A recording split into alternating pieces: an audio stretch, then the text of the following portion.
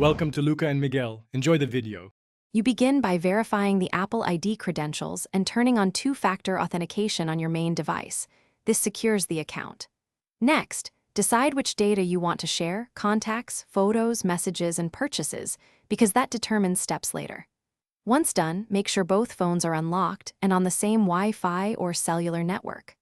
On the second phone, open Settings, tap Sign into your iPhone, and enter the Apple ID. Stay ready to approve the login on the primary device.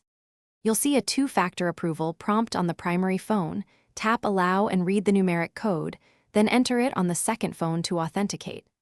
After signing in, go to Settings, your name, iCloud, and toggle the services you want to sync. This is how contacts, photos, and messages propagate. Make sure iCloud keychain and passwords are set if you need shared credentials. Also, choose whether to merge or keep separate app data, and decide about iCloud Drive and device backups. Finish by confirming iMessage and FaceTime activation on the second phone.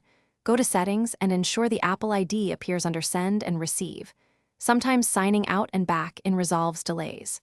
For apps and media, remember purchases depend on whether you use the same Apple ID or family sharing. Make adjustments under Media and Purchases. If things go wrong, check iCloud storage, reboot both phones, and reset network settings as a targeted fix. That usually clears syncing and activation issues. Thanks for watching and please subscribe. It's the best investment you'll ever make.